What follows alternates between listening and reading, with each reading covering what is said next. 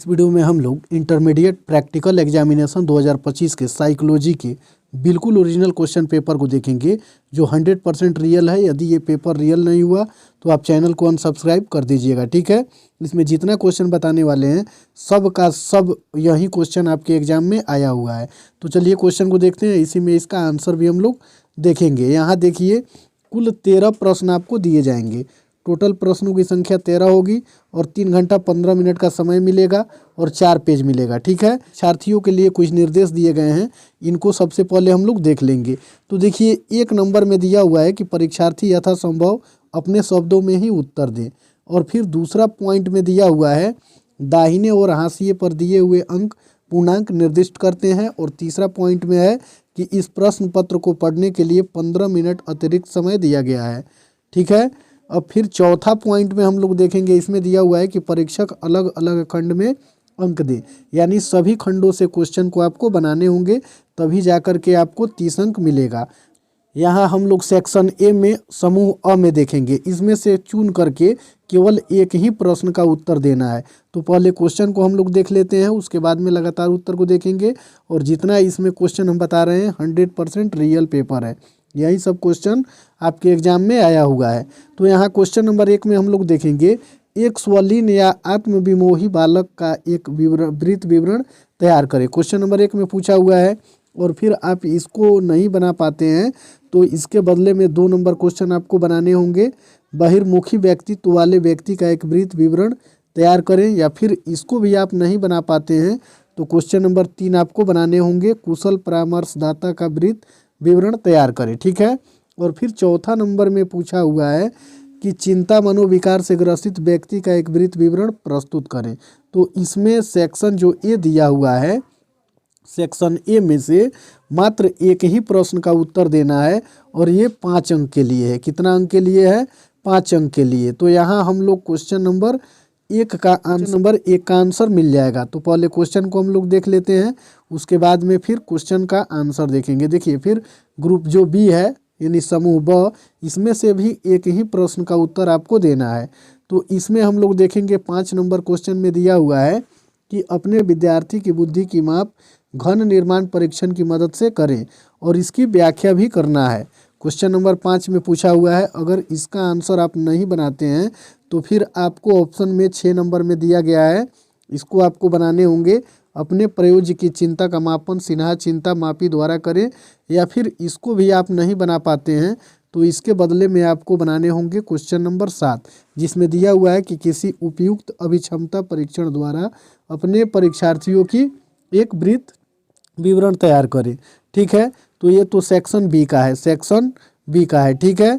Section B के 8 number question में दिया हुआ है कि रावेन स्टैंडर्ड प्रोग्रेसिव मैट्रिसेज द्वारा अपने परीक्षार्थी की बुद्धि की माप करें। तो यहाँ क्वेश्चन सेक्शन बी में 6, 7, 8 और इसी में 5 भी है, ठीक है। क्योंकि एक सेक्शन में 4-4 क्वेश्चन है, तो सेक्शन ए में 1 से 4 तक है, जिनमें से क्वेश्चन नंबर 1 का आंसर दिए हैं। और सेक्शन बी में क्वेश्चन नंबर 5, 6, 7 और 8 दिया है, इसमें से क्वेश्चन नंबर 6 का आंसर आपको इसी वीडियो में देखने को मिल जाएगा। अब फिर आगे वाला हम लोग देखेंगे। देखिए सेक्शन सी में हम लोग देखेंगे, यानी ग्रुप सी जो दिया हुआ है समूह स, इसमें से भी किसी एक ही प्रश्नों का उत्तर आपको देना है। तो इसमें जो भी प्रश्न दिया हुआ है 9 और 10 में, इसमें से 11 नंबर क्वेश्चन का आंसर हम इसमें दे दिए हैं, ठीक है।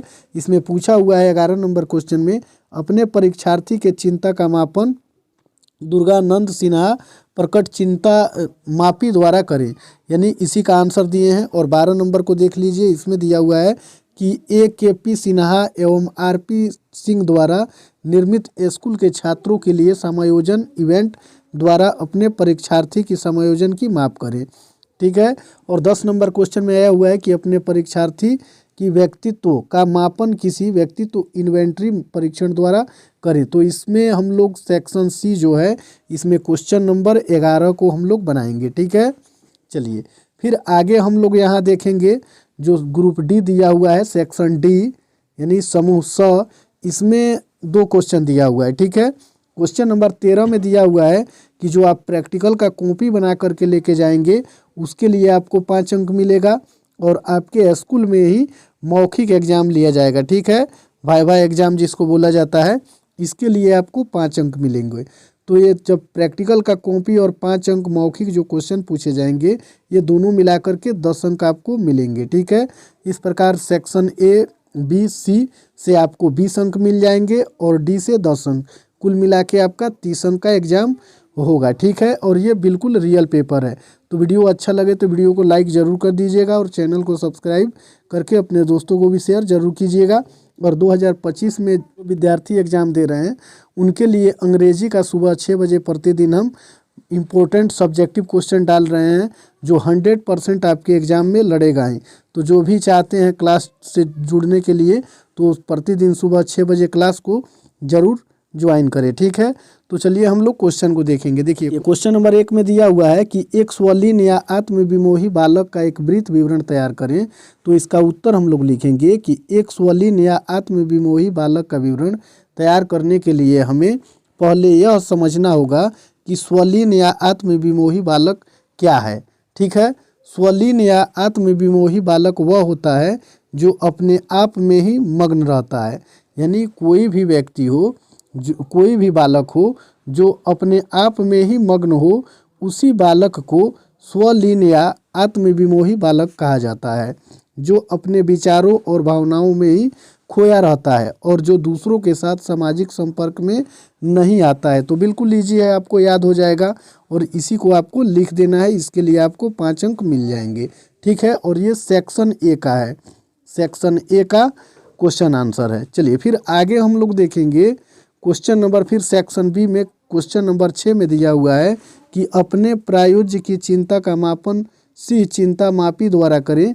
तो इसका आंसर हम लोग लिखेंगे कि सी चिंता मापी यानी सी एंग्जाइटी स्केल एक प्रकार का मनोवैज्ञानिक मापी है जो व्यक्ति की चिंता के स्तर को मापने के लिए उपयोग किया जाता है।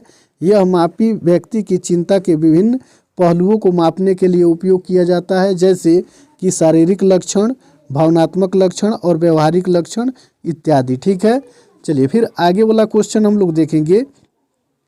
देखिए क्वेश्चन नंबर 11 में पूछा हुआ है कि अपने परीक्षार्थी के चिंता का मापन दुर्गानंद सिंह प्रकट चिंता मापी द्वारा करें। ठीक है, तो इसका आंसर हम लोग लिखेंगे कि दुर्गानंद सिंह प्रकट चिंता मापी, ठीक है, एक प्रकार का मनोवैज्ञानिक मापी है जो व्यक्ति की प्रकट चिंता के स्तर को मापने के लिए उपयोग किया जाता है।